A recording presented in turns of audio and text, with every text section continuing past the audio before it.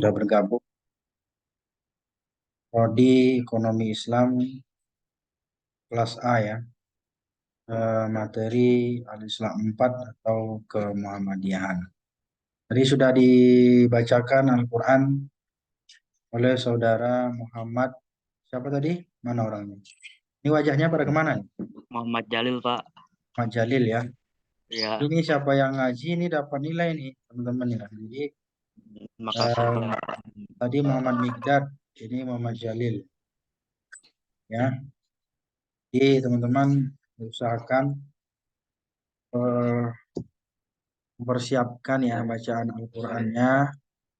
Ini Muhammad Jalil. Oke.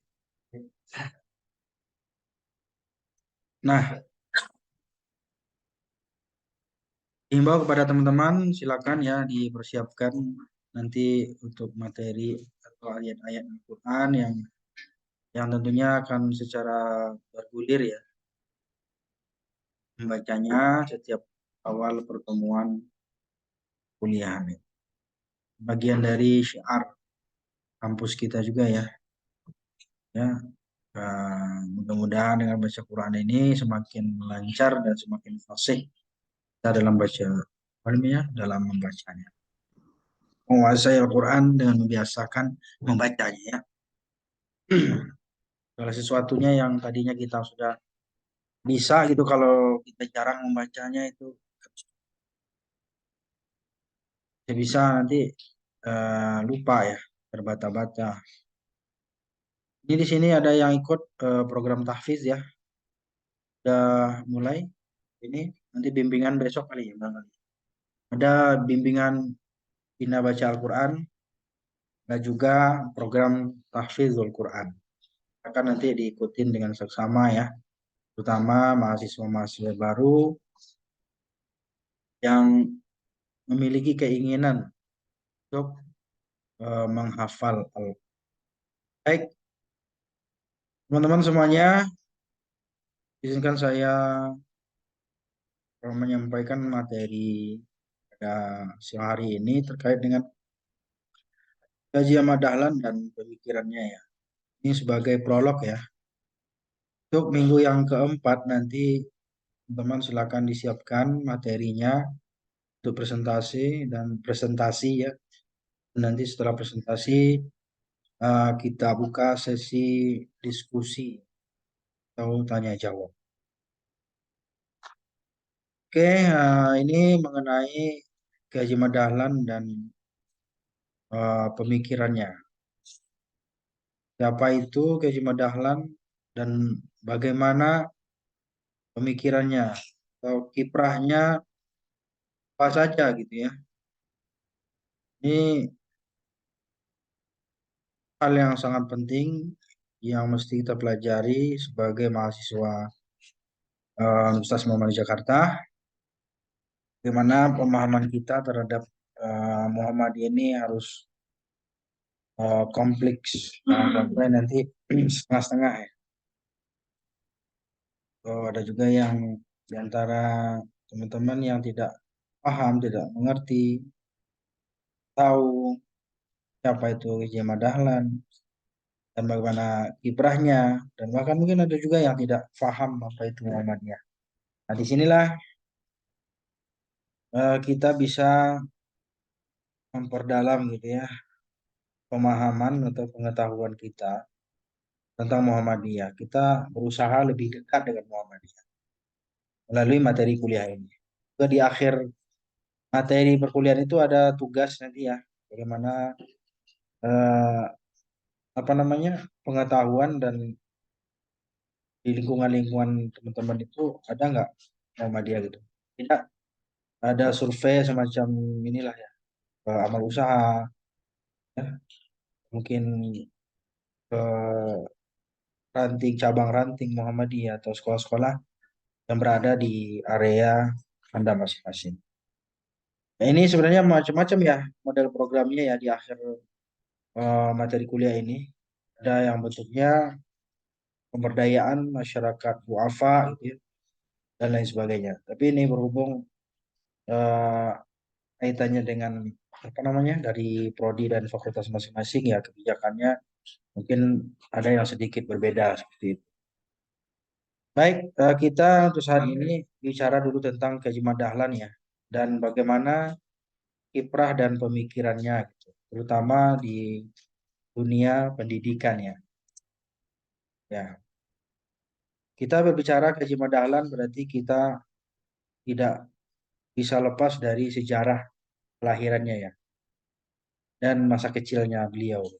Kaji Dahlan ini kan dikenal sewaktu kecil itu namanya siapa?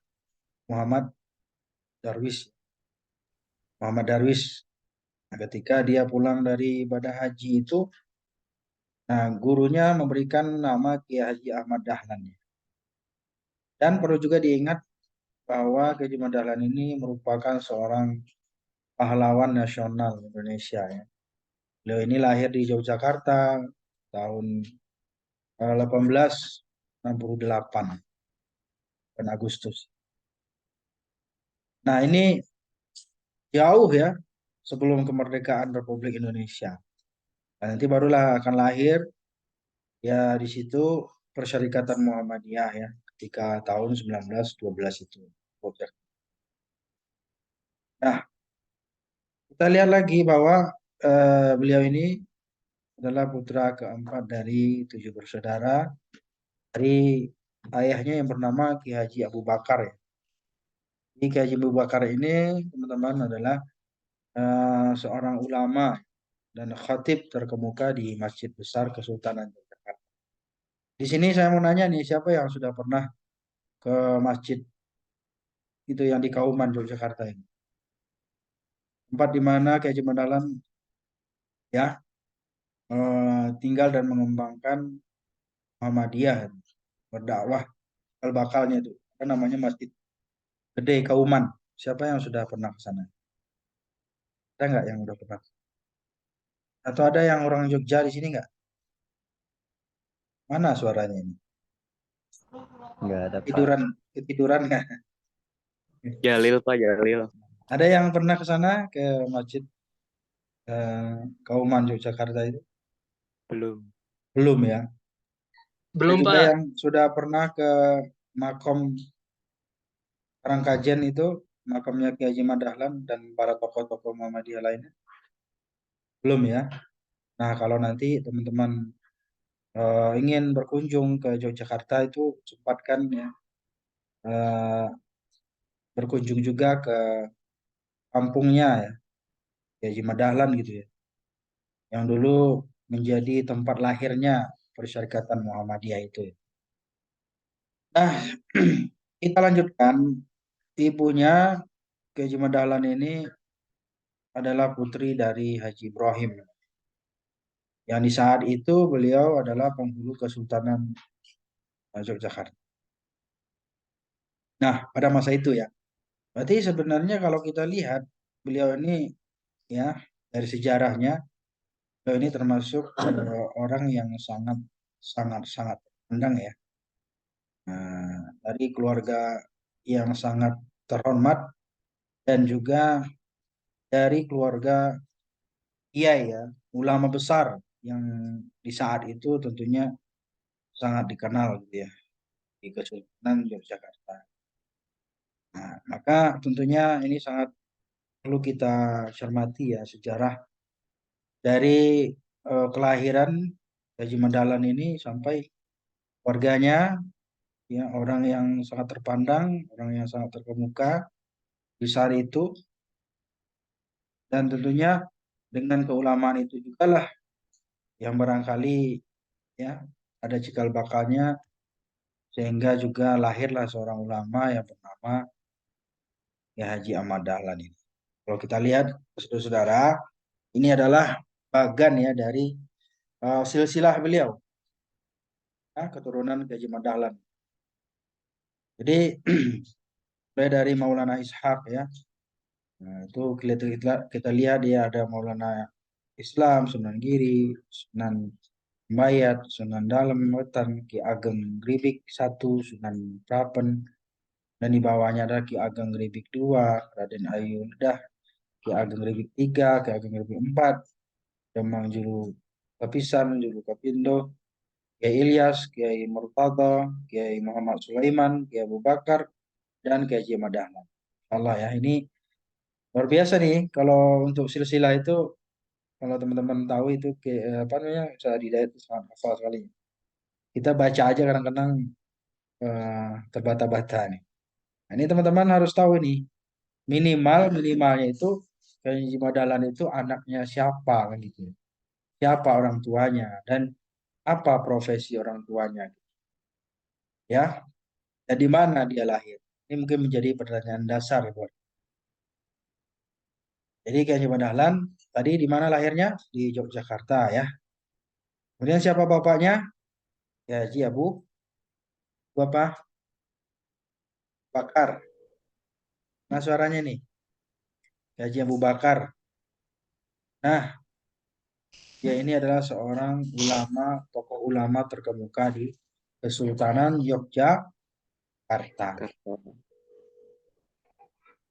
Nah, kemudian pada umur 15 tahun dia pergi haji dan tinggal di Mekah selama 5 tahun. Pada periode ini, Kiai Haji Dahlan mulai berinteraksi dengan pemikiran-pemikiran pembaharu dalam Islam. Ya, seperti ada Muhammad Abduh itu kan dari Mesir ya, Al-Afghani, Rashid Ridho, dan Ibnu Taimiyah. Ketika pulang kembali ke kampungnya pada tahun 1888, dia berganti nama menjadi Ahmad Dahlan. Dan salah satu juga gurunya beliau itu, dan bahkan dalam satu riwayat dikatakan, yang memberikan gelar Ahmad Dahlan itu adalah gurunya yang bernama eh, itu ulama besar dari Sumatera Barat, ya, Syekh Yasin Al-Padangi, Al-Minkabawi, Padangi, Padang belum ada, Al-Minkabawi, ya, Minangkabawi, atau Al-Minkabawi. Nah, pada tahun 1903 ia bertolak ke Mekah yang episode keduanya ya. Yang kedua kalinya dan menetap 2 tahun. Nah, pada masa inilah dia berguru. Nah, ini tadi Syekh Ahmad Khatib Al-Minkabawi itu. Kemudian yang menariknya juga dia ini adalah seperguruan juga dengan Kiai Haji Hashim Asy'ari ya, pendiri NU. Bahkan dalam sebuah eh, riwayat dikatakan beliau ini masih saudaraan gitu ya. Nah, tentunya Kiai Haji Madalan lebih lebih tua. Kalau teman-teman itu ada nonton film dua dua ulama ya, dua ulama itu dijelaskan juga dalam kisah itu bahwa mereka ini sewaktu masih di Jawa gitu ya, mereka itu ya seperguruan dan bahkan sampai ke Mekah pun mereka juga ya masih satu ilmu satu kan mungkin ketika kembali ke Nusantara di saat itu tentu belum Indonesia ya karena belum merdeka, maka mereka mendirikan organisasi masing-masing gitu. Dan model ya dengan karakter ciri khas masing-masing ya. Nah, kalau kita lihat dari perbedaannya sebenarnya nggak terlalu signifikan. Bahkan kalau kita lihat Kiai Haji Hashim Asy'ari ini kan orang yang sangat menghormati sekali gitu tentang keilmuan dari Kiai Haji Dahlan. Artinya gitu, pada dasarnya atau pada prinsipnya mereka ini tidak ada sebenarnya apa namanya perbedaan-perbedaan gitu ya dari segi pendirian organisasi ini. Karena tujuan mereka pada saat itu adalah untuk mensiarkan ajaran Islam gitu ya.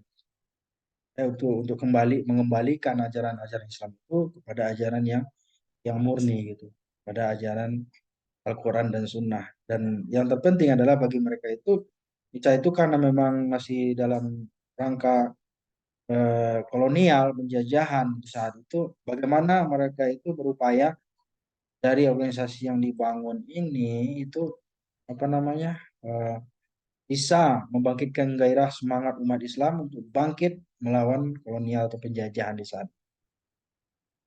Maka pada tahun 1912 itulah ya Kiai Haji Dahlan ya dengan dukungan dari para sahabat-sahabat dan muridnya juga mereka bersama-sama mendirikan Persyarikatan Muhammadiyah pada tahun 1912 di Kampung Kauman, Jogja. Kalau saya alhamdulillah udah pernah di sana dan udah pernah nginap juga di sana dan napak tilas gitu ya waktu Muktamar Muhammadiyah kemarin itu di Surakarta Solo ya. Saya eh, menjelajahi lah ya eh, selama 2 hari gitu di Jakarta itu melihat bagaimana peninggalan-peninggalan dari sisa-sisa perjuangan Gaji Dahlan. Termasuk juga tadi kampung ya di mana beliau dilahirkan dan juga di mana tempat beliau berdakwah cikal bakalnya adanya Masjid Gede Kauman Yogyakarta. Saya juga pernah sholat di situ. Luar biasa masjid yang meskipun bangunan lama tapi tergolong masjid yang luar biasa megah dan tentunya apa namanya penuh karismatik lah, penuh karismatik. Itu berada di alun-alun Kesultanan Yogyakarta. Berikutnya keluarga Kiai Haji Dahlan. Kita berbicara sekarang itu mengenai keluarganya ya. Tentu teman-teman di sini ada yang tahu siapa nama istri Kiai Haji Dahlan? Sebelum saya jelaskan ini, saya nanya dulu. Ada yang tahu siapa yang tahu bisa jelaskan siapa nama istri Kiai Haji Dahlan? Siti Walidah, Pak. Ya, Siti Walidah ya.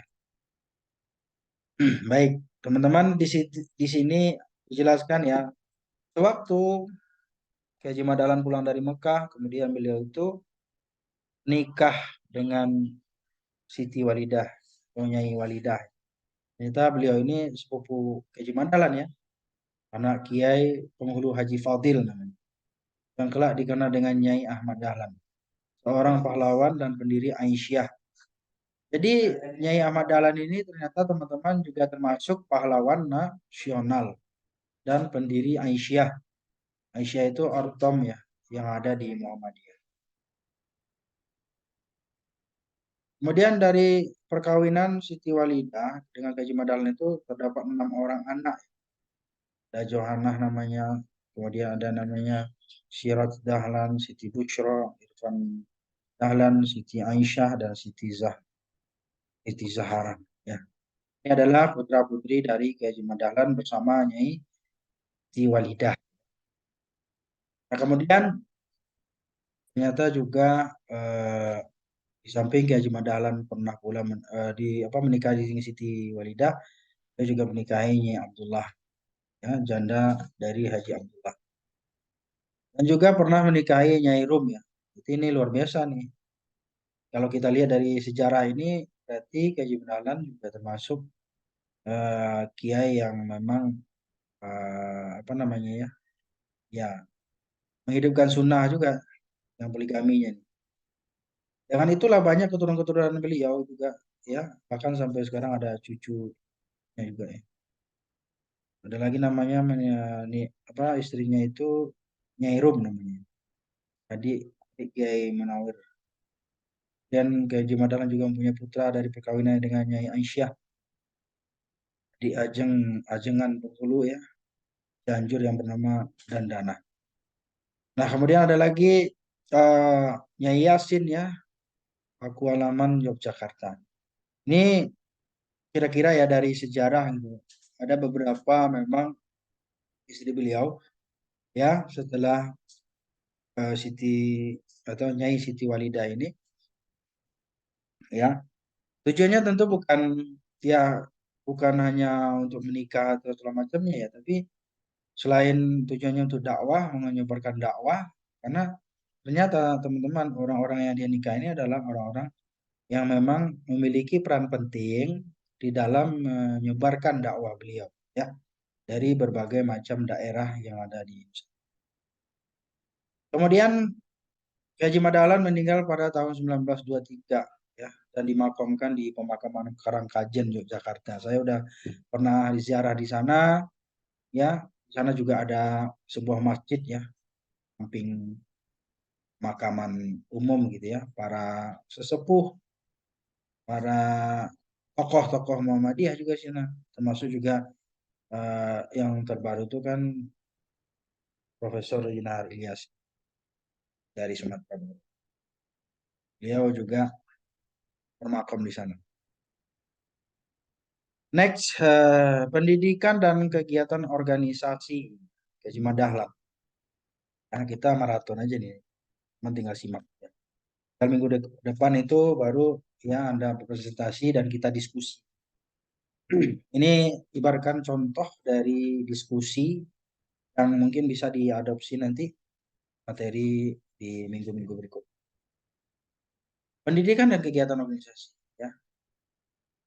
Di samping beliau ini ya aktif menggulirkan gagasan gerakan dakwah Muhammadiyah yang dikenal dengan beliau ini juga dikenal dengan seorang wirausahawan ya, sebagai pedagang batik gitu ya.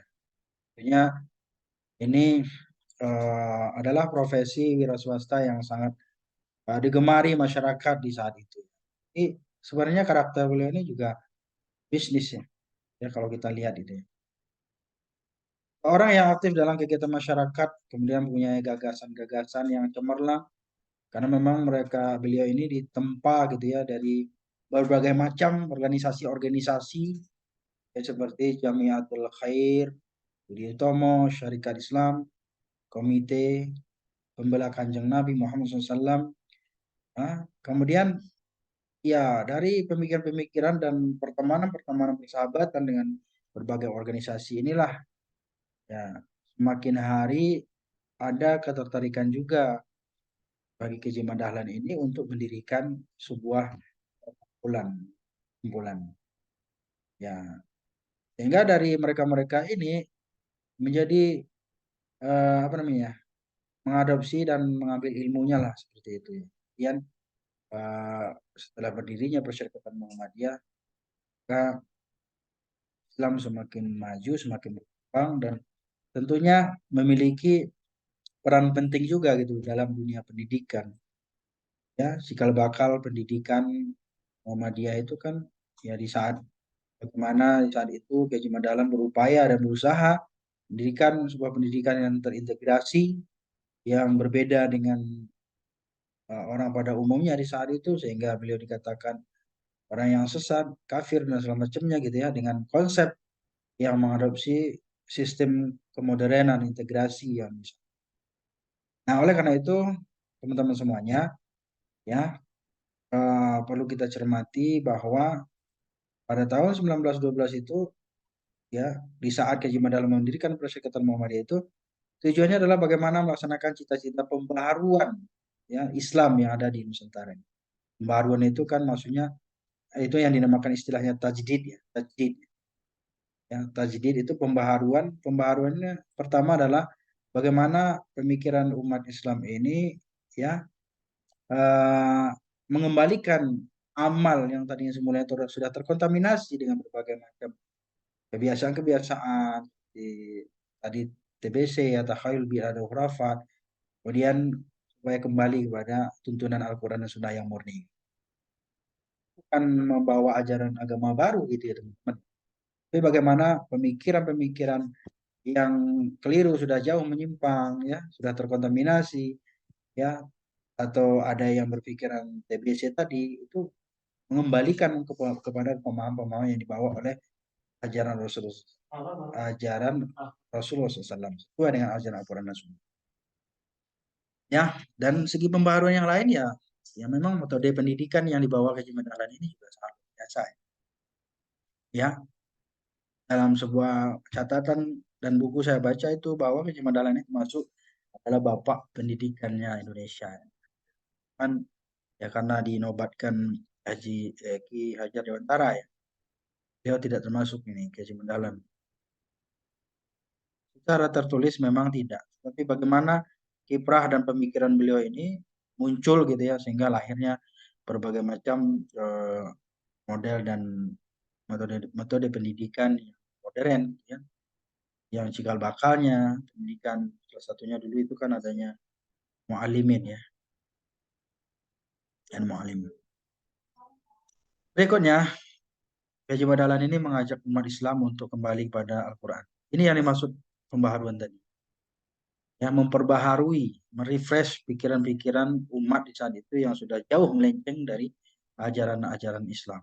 Artinya pemurnian Islam, ya, mengajak umat kembali kepada Al-Quran dan Sunnah. Ya. Nah, ini tanggalnya ya 18 November 1912. Sekarang udah 100 sekian tahun, ya.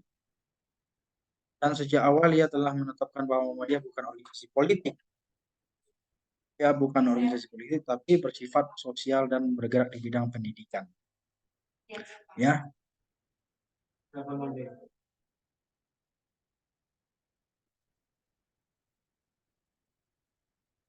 Jadi, teman-teman, perlu ditekankan bahwa Muhammadiyah ini bukanlah organisasi politik.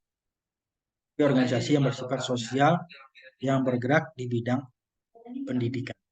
Sekarang itu kalau kita lihat luar biasa, ya, semakin besar dan berkembangnya pendidikan Muhammadiyah. Berarti ini ada quick school Muhammadiyah ya dulu, ya, namanya. Quick school Muhammadiyah. Ini, ya. Baik, kita lanjutkan. Gagasan pendirian Muhammadiyah oleh Ki Jumat Dahlan sudah mendapatkan resistensi, ya, baik dari keluarga maupun dari masyarakat sekitarnya. Ada juga yang memfitnah, tujuan, hasutan yang datang bertubi-tubi kepada Jumat Dahlan, ya.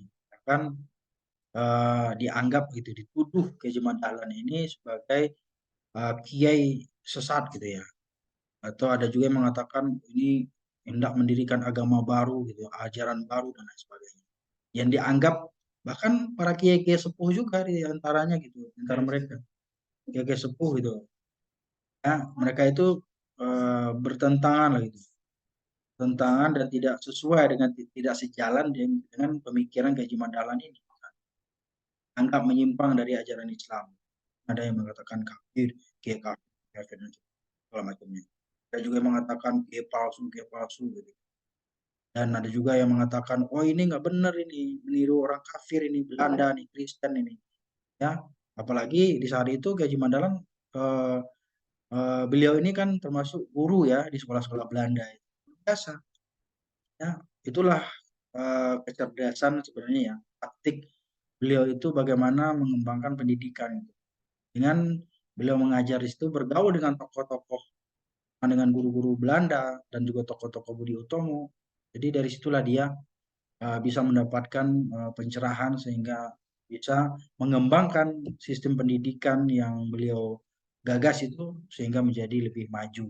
Beda dengan pendidikan-pendidikan yang ada pada umumnya saat itu.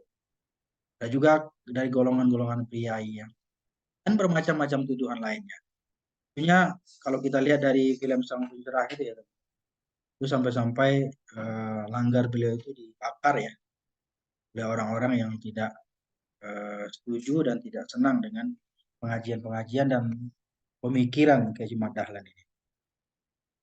Ya, ini salah satu sekolah yang pernah diajar oleh Kiai Jumat Dahlan itu Osvia, Magelang. Merupakan sekolah khusus Belanda untuk anak-anak priai. Dan ada pula orang yang hendak membunuhnya, ya. Namun beliau itu tidak surut gitu, ya. Cita-citanya, hatinya semakin kuat, semakin ada gemporan penindasan atau mungkin hasutan, tuduhan, apalagi itu, ancaman dan lain sebagainya, semakin kuat hatinya itu untuk melanjutkan cita-cita perjuangan Islam, ya. Nah, untuk tanah air yang dia cintai ini. Inilah bagian dari kegigihan dari Kiai Jumat Dahlan ini, teman-teman. Kalau kita lihat, kita baca sejarahnya itu, ya, kita pantaslah kita harusnya meneteskan air mata. Bagaimana beliau awal-awal ketika membangun sekolah, ya, sampai-sampai dia harus menggadaikan, melelang barang-barang yang ada di rumahnya untuk membayar para guru-guru untuk apa namanya, honor guru yang mengajar di sekolahnya. Dan banyak kisah-kisah heroik yang barangkali mungkin teman-teman nanti suatu waktu kita bisa ceritakan di sesi yang berikutnya. Ya, namun meskipun demikian, dia Keji Madal ini hanya berpikir cuma satu, bagaimana ya anak keturunannya nanti, anak bangsa ini semuanya mereka mendapatkan pendidikan yang layak.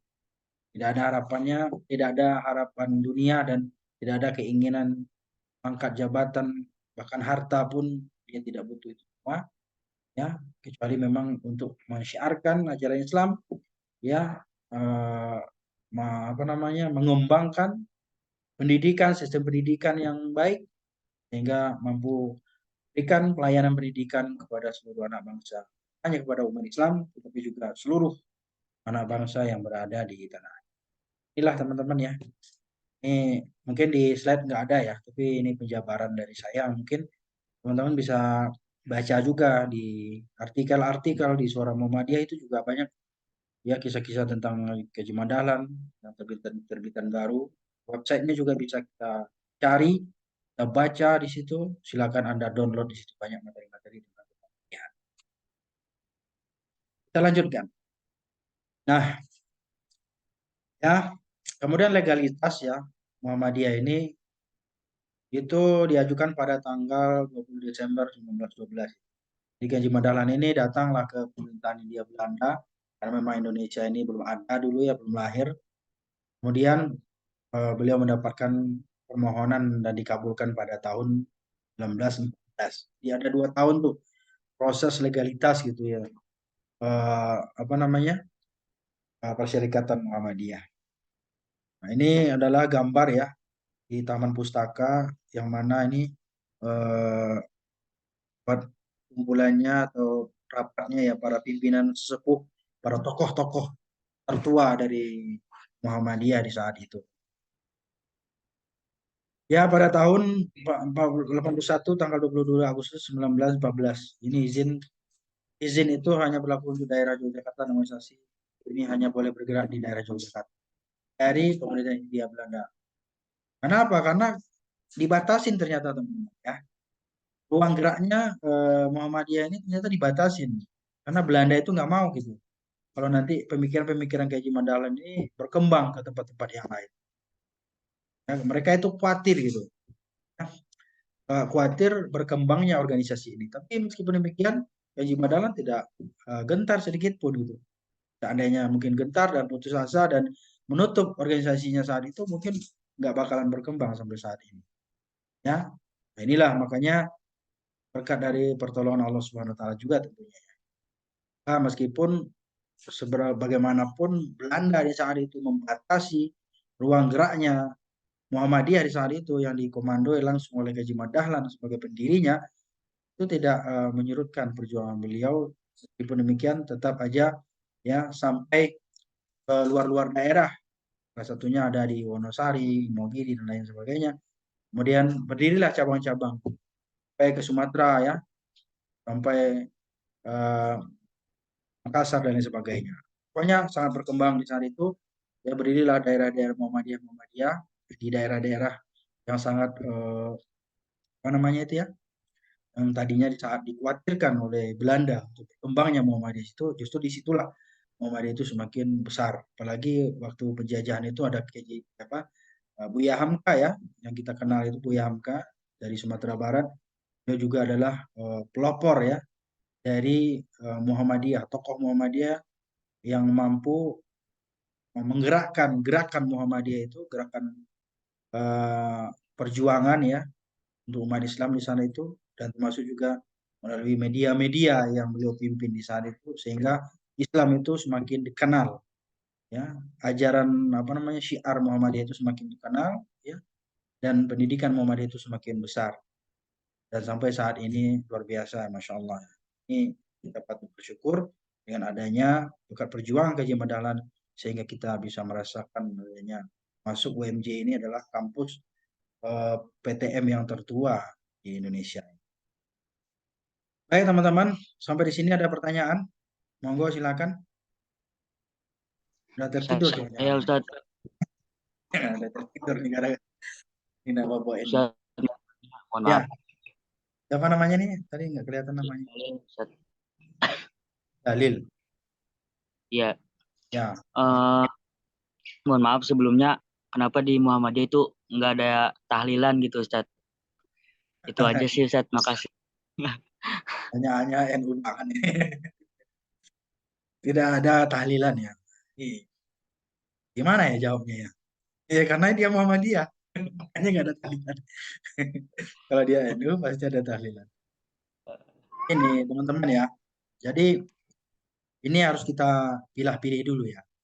Intinya gini, eh, Muhammadiyah itu kan salah satu awalnya kan dakwah pembaharuan ya. Pembaharuan dan mengembalikan semua ajaran-ajaran Islam itu kepada Al-Quran dan Sunnah. Jadi konteksnya tahlilan itu menurut Muhammadiyah itu tidak termasuk kepada ruang lingkup ibadah. Hanya dalam Muhammadiyah, kalau ada pun tokoh Muhammadiyah jarang ada tahlilan, bahkan tidak ada tahlilan. Apalagi misalnya sampai 7 hari, 14 hari, 40 hari, sampai haulan gitu, nggak ada.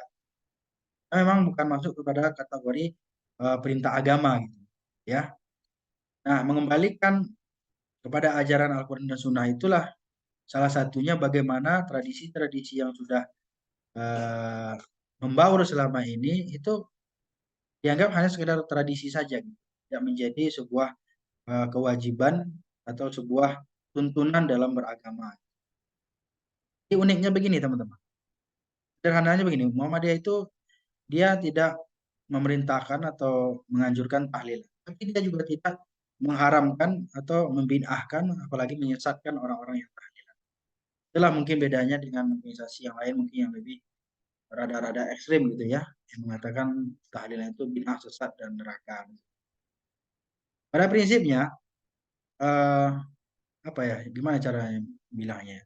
Sederhananya, teman-teman, karena gerakan-gerakan pembaharuan ini yang digagas oleh Haji Dahlan ini berupaya untuk umat ini kembali kepada ajaran Islam yang murni, yang memang tidak ada tuntunannya dari Rasulullah kan gitu ya.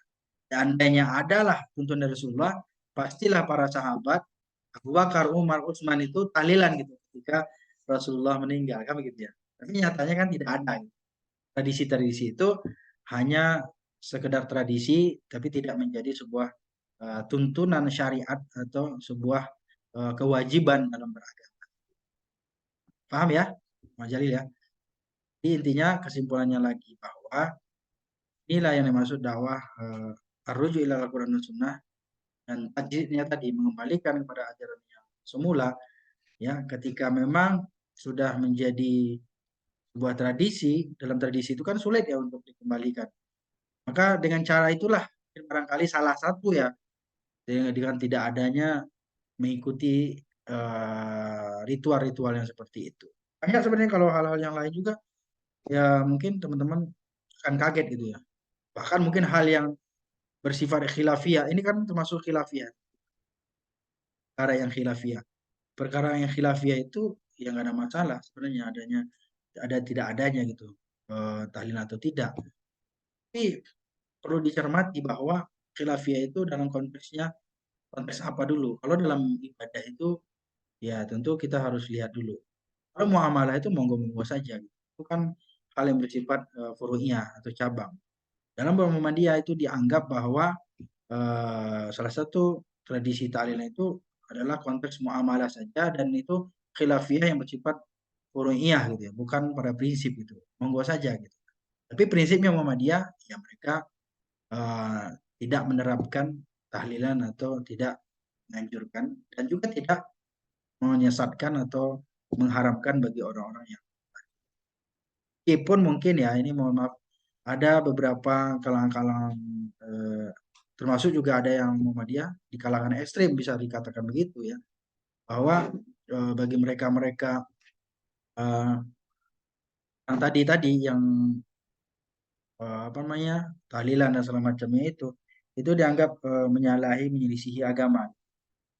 Tapi setahu saya kalau dalam belajaran Muhammadiyah tidak ada sampai menyesatkan atau menyalahkan atau sampai mengkafirkan orang-orang yang seiman ya, apa namanya seakidah gitu ya.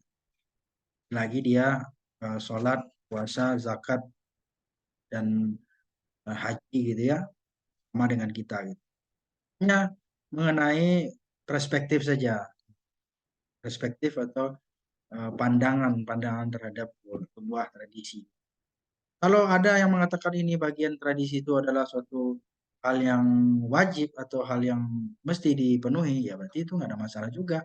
Itu kembali kepada organisasi atau ormas-ormas tersebut gitu. Seperti halnya juga, kenapa Muhammadiyah tidak Maulid Nabi? Ya sama juga jawaban saya kayak tadi juga. Bukan merupakan hal yang prinsip untuk dilakukan gitu. Oh, kenapa Muhammadiyah tidak kunut? Karena memang di dalam dalil kunut itu ya ada perbedaan perspektif, pandangan, pemahaman terhadap dalil kunut gitu. Ya. Nah, yang difahami itu kunutnya kunut nazilah misalnya. Ya, bukan kunut subuh. Karena dalam dalil kunut subuh juga sebagian ulama mengatakan itu dalilnya lemah ya, dhaif. Bukan tidak ada dalil ya, kita harus ini.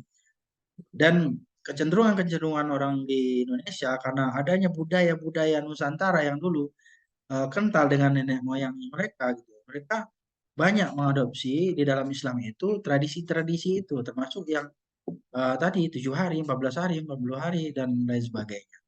Tradisi-tradisi itu sudah menyatu ya dengan konteks keislaman gitu. Atau budaya-budaya tradisi itu atau tradisi itu sudah membudaya di dalam ajaran Islam. Itu kira-kira. Mudah-mudahan bisa difahami lah ya. Nanti bisa didiskusikan juga. Ya, ada yang lain? Ada Ustaz, izinannya Ustaz. Hmm, apa namanya nih? Migdat, Ustaz, Migdat. Ya, akan. Gini Ustaz, Migdat ngambil dari kacamata orang awam nih Ustaz. Kalau nggak salah dalam sejarah pernah Migdat baca Kiai Haji Ahmad Dahlan sama Kiai Haji Hasyim Asy'ari kan mereka itu satu perguruan lah bisa dikatakan gitu Ustaz. Namun ketika kembali ke Indonesia, eh, dua orang ini kenapa membangun dua organisasi yang berbeda gitu Ustaz. Padahal kan mereka satu guru, otomatis mungkin ajarannya sama gitu Ustaz. Jadi bagaimana sejarah terbentuknya seperti itu Ustaz? Terima kasih Ustaz. Oh ya, biasa nih. Migdad ya. Ya, sebenarnya tadi sudah saya jabarkan juga ya sedikit tentang bagaimana mereka ini satu perguruan, satu ilmu, bahkan dari Nusantara belajar ke Kiai Soleh Darat namanya ya, ya, yang ada di Tanah Jawa ya. Nah, gurunya Kiai Haji Ahmad Hasyim Asy'ari dan Kiai Haji Ahmad Dahlan sebagai pendiri Muhammadiyah. Dan saya analogikan seperti ini, teman. Jadi kakak adik ya, kakak adik itu ini analogi ya kenapa dia mendirikan sebuah organisasi yang beda ya. Belum nanti saya melihat dari segi pemikirannya ya. Kakak adik saja bisa berbeda gitu pemikirannya. Bisa berbeda alurnya, jalurnya, alur yang dia tempuh. Misalnya yang satu kakak adiknya ada satu A, misalnya satu B. Satu A itu dia cenderung lebih belajar agama, masuklah Fakultas Agama Islam. Tapi yang B ini dia cenderung masuk ilmu ekonomi misalnya. Masuklah dia Fakultas Ekonomi. Nah, ini aja udah berbeda nih. Jadi namanya aja kepala orang sama berbulu, tapi kan pemikirannya beda kan itu Islam. Sama juga dari satu guru, satu ilmu dan bahkan satu daerah dan bahkan juga sepupu mereka ini Haji Madalan dan Syari. Tapi ya dalam pemikirannya mereka ini berbeda, tapi satu tujuan. Satu tujuan tadi juga sudah saya sampaikan, ya. Jadi kenapa-kenapanya ini ya Haji Madalan mendirikan apa namanya? Mendirikan Perserikatan Muhammadiyah. Kalau Haji Madalan itu kan bercita-cita untuk pembaharuan Islam di bumi Nusantara, pembaharuan, ya. Makanya dengan berorganisasi Muhammadiyah inilah salah satu bentuk jalan solusi untuk memperbaharui. Karena berorganisasi itu kan ada kekuatan, power. Kalau sendiri kan beda ya. Sementara visi dari apa namanya Hasyim Asy'ari itu lain lagi, ya. Eh, Dia itu lebih apa istilahnya itu ya? memelihara, memelihara, dan juga pernah saya lihat pidatonya pimpinan PBNU ya, memelihara tradisi-tradisi ya yang sudah menjadi nilai-nilai dalam masyarakat umat Islam. Di sisi yang lain, pada prinsipnya mereka ini sama ya tujuannya dalam dakwah dan apalagi untuk syiar Islam dan kemerdekaan. Pada dasarnya sama, nggak ada yang beda. Ya, cuman karena namanya tempat mereka itu berbeda juga untuk dakwahnya, tentu wajar saja terjadi perbedaan, baik itu dari segi pemikiran atau dari segi nama organisasinya. Karena memang bukan satu kampung kan. Kalau nggak salah itu Kiai Hasyim Asy'ari itu di Tugu Ireng ya, Tugu Ireng ya. Kalau di Kaji Madalan di Kauman Yogyakarta.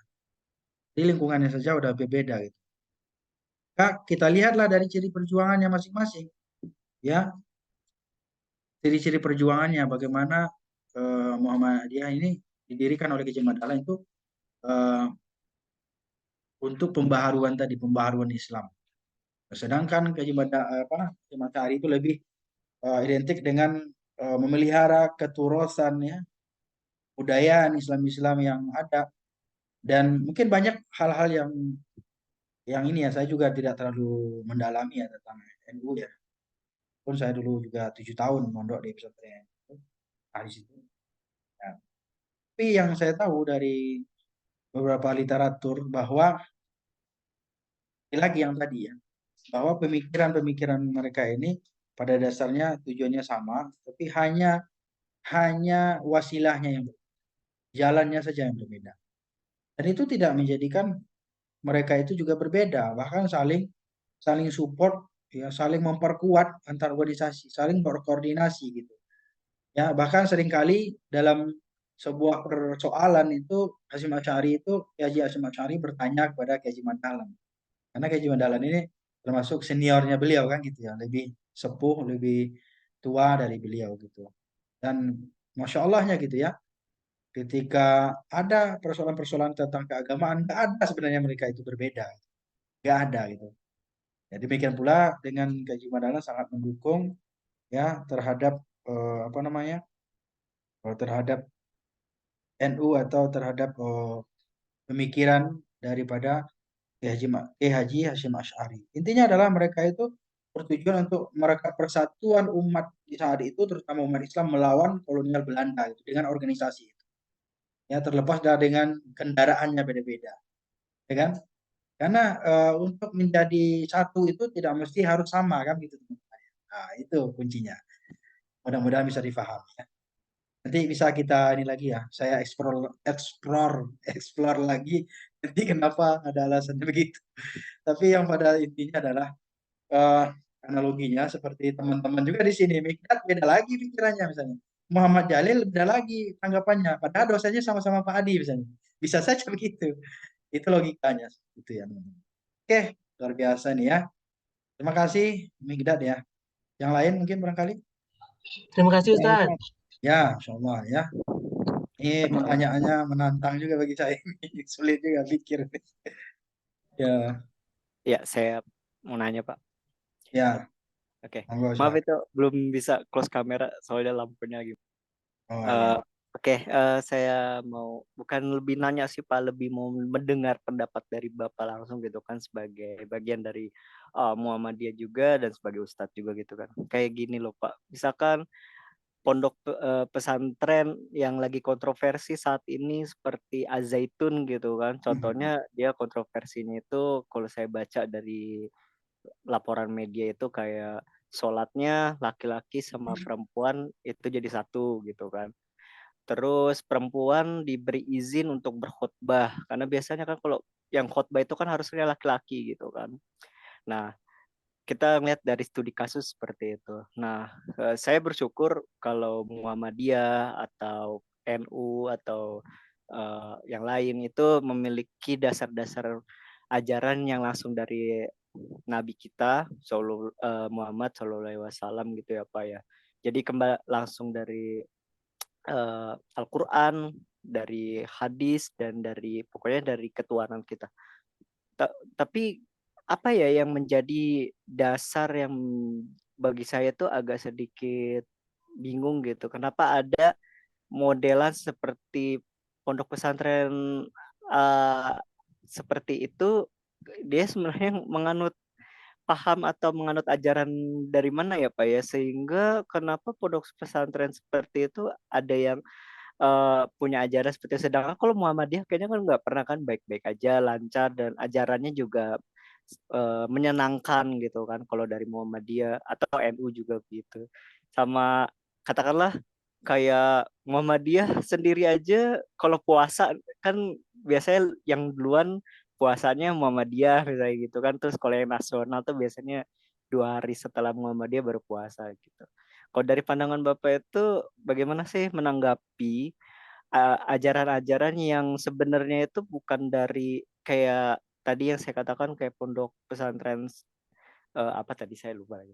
Seperti itu. Zaitun. Ya Zaitun tuh kok beda gitu. Karena kan saya sebagai muslim yang modern gitu kan, yang mungkin bisa dikatakan bukan dari orang pesantren atau dari orang apa, rasanya agak keliru gitu kalau ngedengerin ada sesuatu yang seperti itu. Sedangkan kita kan kalau laki-laki ya sama laki-laki, kalau perempuan ya sama perempuan ibadahnya gitu kan, nggak dicampur-campur gitu. Ya mungkin teman-teman juga bisa cek aja di internet, Ya, itu benar kontroversi banget gitu Pak. Makasih.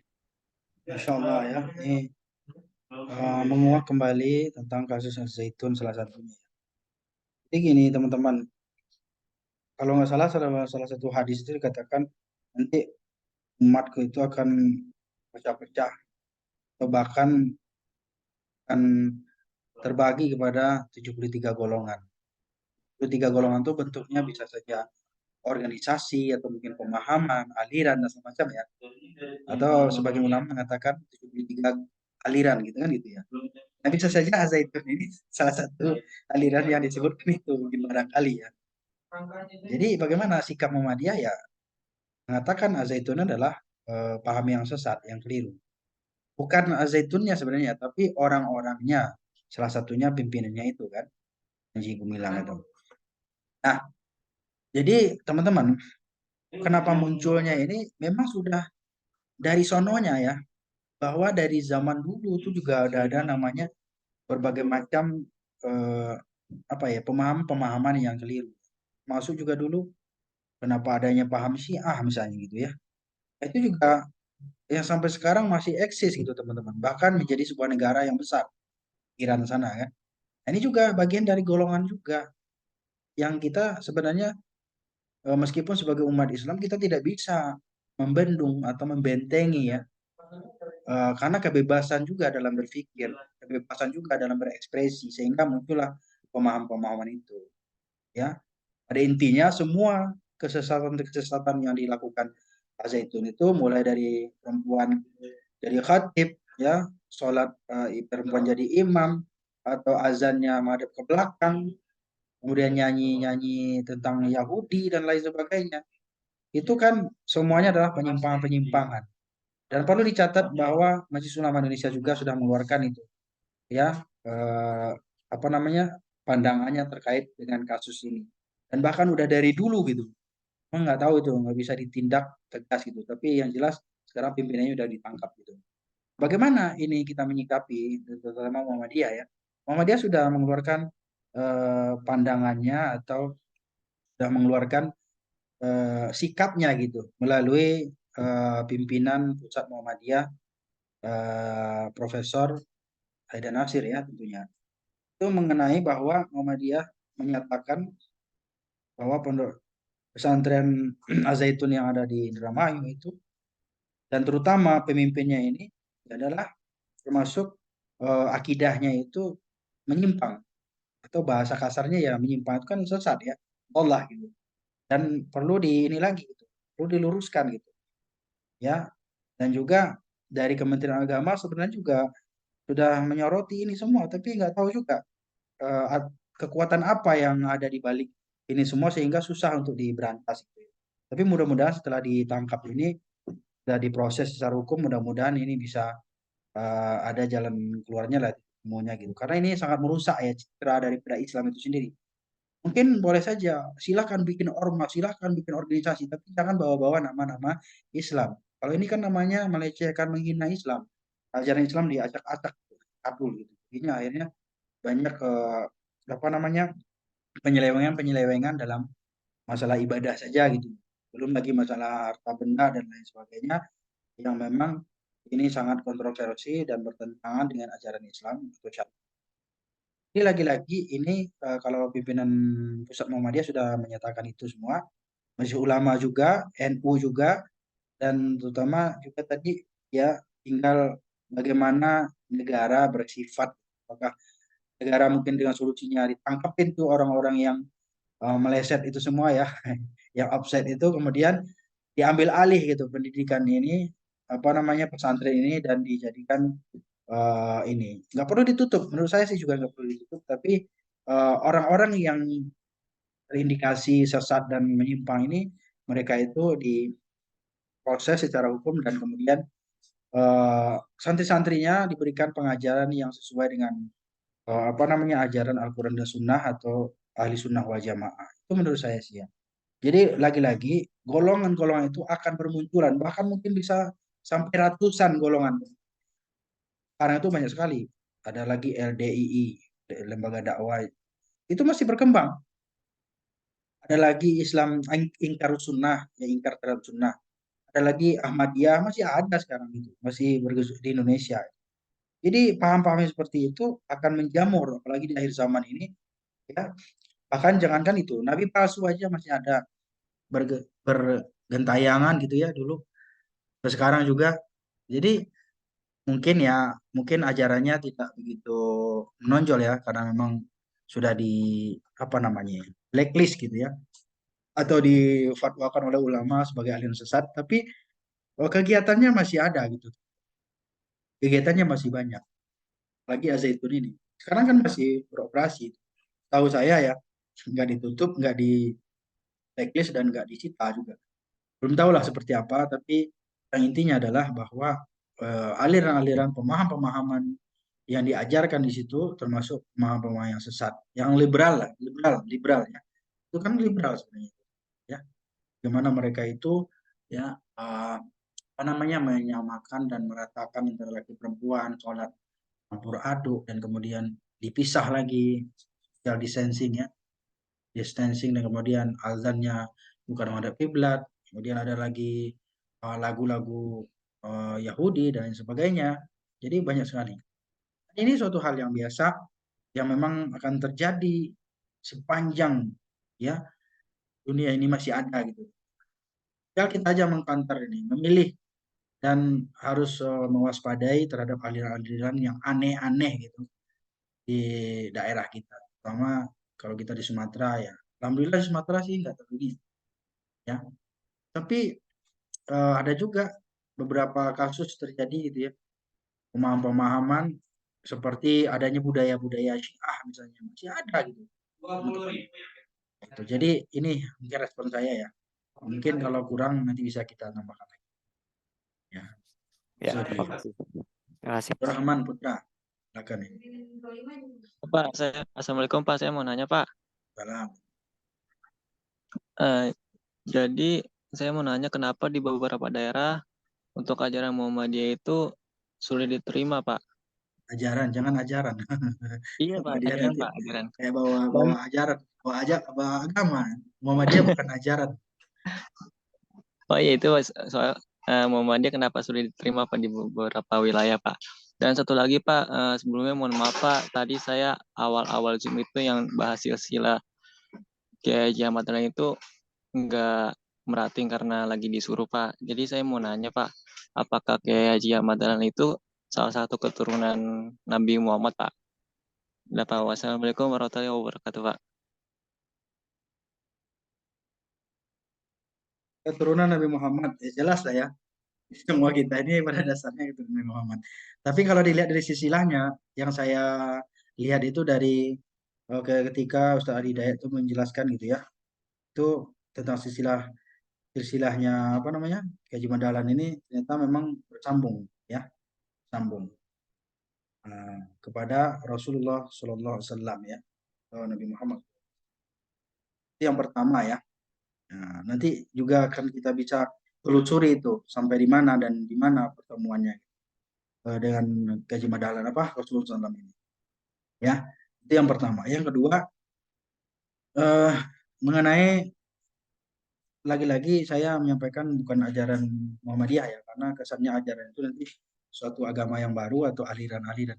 Muhammadiyah itu bukan aliran, bukan ajaran, bukan mazhab, bukan juga agama ya, tapi organisasi ya, persyarikatan, persyarikatan Muhammadiyah yang bergerak di bidang dakwah, amar ma'ruf nahi munkar juga, pendidikan sosial keagamaan ya. Mungkin gini teman-teman, kenapa orang belum bisa menerima Muhammadiyah? Karena dianggap Muhammadiyah ini suatu aliran atau kepercayaan atau mungkin bahkan mazhab. Makanya sulit. Gitu. Mereka belum tahu aja gitu. Bagi sebagian yang belum tahu ya tentu akan bertentangan. Sebagaimana juga dulu Muhammadiyah waktu berdiri ya ke Jemadalan kan sulit tuh untuk mengembangkan pemahaman apa namanya gerakan Muhammadiyah, gerakan dakwahnya. Sulit diterima. Dianggaplah agama baru gitu ya, aliran sesat dan semacamnya gitu. Nah itu juga ketika Haji Madal mendirikan Muhammadiyah juga udah ada terjadi seperti itu teman-teman ya. Tapi itu tidak menyurutkan dakwahnya gitu. Jadi peran kita teman-teman ketika kita di daerah kita masing-masing, kita berikan pemahaman itu Muhammadiyah ini loh. Saya contohnya kuliah di Muhammadiyah. Muhammadiyah itu adalah organisasi. Salah satu yang paling besar dari amal usahanya adalah pendidikan. Ini saya kuliah di UMJ ini adalah berkat dari perjuangan Keji Dahlan ya. Pendidikan Persekitaran Muhammadiyah lahirlah pendidikan. Pendidikan salah satu bentuk amal usaha. Jelas kan begitu. Kalau kita salah menjelaskan tentu akan salah juga pemahaman. Dan saya rasa orang yang belum paham lah yang tidak bisa menerima Muhammadiyah itu. Masuk di beberapa daerah, misalnya di Sumatera juga ada orang yang tidak kenal dengan Muhammadiyah, Pak. Termasuk di kampung kecil saya juga. Ya, nah, kita mau mendirikan ranting saja atau mendirikan sebuah sekolah aja itu ditanya dulu mau aliran apa ini. Jangan dirikan sekolah Muhammadiyah di sini gitu. Dan itu terjadi di kampung saya sendiri, teman-teman ya. Nah, jadi oleh karena itu mungkin pemahaman Muhammadiyah itu belum begitu dikenal ya, atau mungkin sistem organisasi atau pendidikan yang dibawa oleh Muhammadiyah itu belum dikenal oleh mereka sehingga mereka sulit untuk menerima. Apalagi dikenal Muhammadiyah itu eh, ada lagi yang membubu-bubui bahwa Muhammadiyah itu sama sama Wahabi. Ya, itu antek-anteknya Wahabi itu segala macam. Nah, ini kan juga jadi masalah. Jadi stigma-stigma negatif itulah sebagian di masyarakat yang tidak bisa atau belum bisa menerima Muhammadiyah. Tapi ya sebagian juga enjoy aja, apalagi di daerah-daerah perkotaan itu udah mereka membaur. Bahkan Muhammadiyah itu sangat jaya gitu ya di berbagai daerah-daerah, termasuk di perkotaan-perkotaan ya, sama di Pulau Jawa ya dan Sumatera juga tentunya. Nah itu mungkin jawabannya, Saudara Putri Abdurrahman. Iya Pak, Jadi makasih Pak. mudah-mudahan ini bisa kita pahami. Karena waktunya sudah mau berakhir, mungkin sedikit saya tambahin. Terima kasih yang sudah merespon ini sangat luar biasa ini menurut saya. Migdad, Abdurrahman, Zodi, sama Jalil ini dapat nilai dari sana. Nah, jadi pertanyaan kita udah tutup ya. Sedikit saya masukkan ke pemikiran Keji Mandala. Tadi kan udah silsilahnya dan lain sebagainya. Ini pokok-pokok pemikirannya adalah itu di bidang akidah ya. Jadi pandangan beliau itu ya sama dengan pemikiran ulama salafus soleh ya, bukan ulama Wahabi yang memang diberikan stigma itu ya, negatif itu segala macamnya. Tapi pemikiran-pemikiran ulama salafus saleh ya kembali kepada Al-Quran dan Sunnah. Ya, dan apalagi yang kedua adalah beliau ini berpikiran bahwa hidup itu harus beramal ya, berkarya dan berbuat sesuatu untuk kebaikan. Tentunya berkarya dan beramal itu sesuai dengan tuntunan Al-Quran dan Sunnah. Jadi orang-orang yang beragama itu harus dibuktikan dengan tindakan seperti misalnya ada teori Al-Ma'un ya kan. Itu kan dulu kayak Jumat Dahlan itu luar biasa gitu. Bukan hanya baca Al-Ma'un dengan murid-muridnya, bukan hanya mengkaji Al-Ma'un dengan artinya, tapi bagaimana prakteknya itu di masyarakat apa yang bisa dilakukan untuk kesejahteraan masyarakat dan kaum-kaum duafa di sana. Itu luar biasa gitu. Nah, itu yang namanya bahwa beragama itu harus beramal. Jadi bukan hanya teori saja gitu. Yang ketiga belum terakhir ya. Dasar pokok Islam itu adalah Al-Quran dan Sunnah. Ini yang paling penting banget. Al-Quran dan Sunnah. Makanya Muhammadiyah dikenal dengan ar-rujuk ilal Quran wa Sunnah. Kembali kepada Al-Quran dan Sunnah. Apapun masalahnya, apapun problemanya, ya, apapun eh, apa namanya persoalan-persoalan dalam kehidupan kita ini, kembalikan kepada Al-Quran dan Sunnah. Tentunya ditambah dengan apa? Penalaran dengan ijma dan kias para ulama ya. Itu saja ya teman-teman. Keempat, ya terdapat jalan untuk memahami Al-Quran yaitu dengan memahami artinya, memahami maksudnya, kemudian bertanya pada diri sendiri. Tabtik kolbaka ya. Kemudian memahami larangan-larangan Allah ya, perintah-perintah Allah, kemudian eh, lain sebagainya. Intinya apa? Apa yang kita fahami, apa yang kita pelajari dalam Al-Quran itu mestilah kita amalkan. Ya, maka Al-Quran itu tidak hanya sekedar dibaca, Al-Quran bukan hanya sekedar dihafal, tetapi Al-Quran juga harus menjadi amal dan perbuatan kita. Itu. Next terakhir, beliau menyatakan bahwa tindakan nyata adalah wujud konkret dari terjemahan Al-Quran. Ya, dilandasi dengan kemampuan akal pikiran atau logika. Tolong menolong ya, konsep tolong menolong itu. Dalam Al-Ma'un dikatakan kan, itu menjadi landasan Kaji Madalan juga ya dalam menggerakkan apa namanya teori Al-Ma'un itu sebagai gerakan pemberdayaan ya, pemberdayaan duafa dan orang-orang yang tidak mampu, orang-orang yang terpinggirkan. Karena beliau memiliki pedoman hidup, selalu menanamkan gerak hati untuk selalu maju dengan landasan moral dan keikhlasan dalam beramal. Keikhlasan. Kesuksesan Muhammadiyah berdiri sebesar ini sampai saat ini berhasil dalam berbagai aspek pendidikan, sosial, agama, kesehatan dan segala macamnya itu karena berawal dari keikhlasan, keikhlasan dalam mengembangkan amal usaha. Makanya jangan berharap kesuksesan di dalam bermuhammadiyah kalau kita nggak ikhlas. Ya, banyak orang mental gitu dari Muhammadiyah karena apa? Karena dia mencari penghidupan.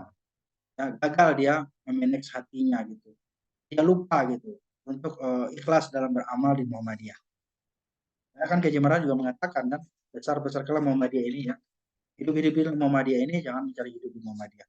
Artinya apa? Apapun yang kita kerjakan di Muhammadiyah itu tujuannya adalah untuk beramal, untuk ikhlas. Apapun nanti feedbacknya, balasan kepada kita itu adalah merupakan nikmat dari Allah Subhanahu Wa Taala.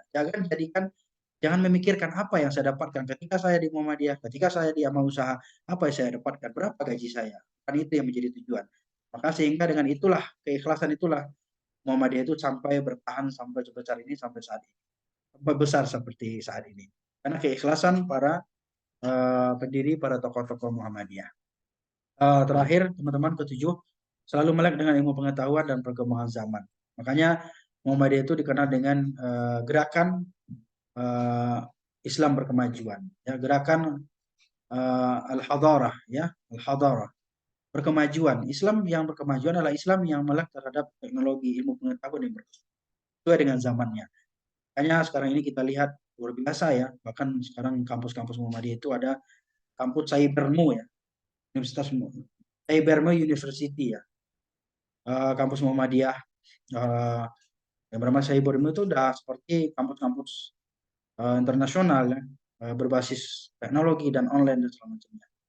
Ada lagi Saintekmo, ada lagi banyak sekali itu kampus-kampus Muhammadiyah yang berbasis robotik dan semacamnya, kesehatan dan segala macamnya, luar biasa.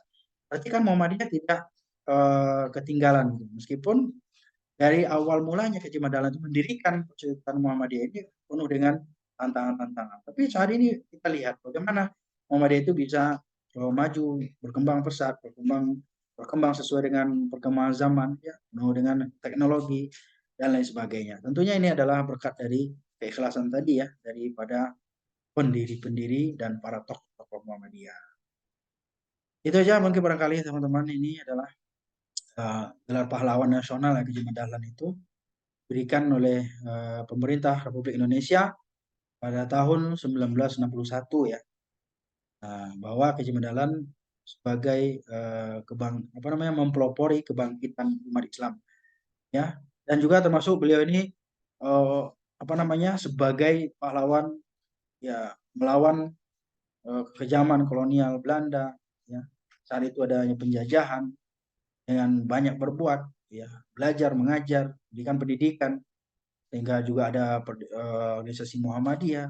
Luar biasa, pokoknya Masya Allah lah ya, kalau kita lihat bagaimana keikhlasan Kaji Mat Dahlan itu. Dia tidak berpikir untuk hari itu ya, tapi dia berpikir untuk hari ini. Itulah yang dinamakan berkemajuan. Semakin hari semakin besar dan semakin berkembang.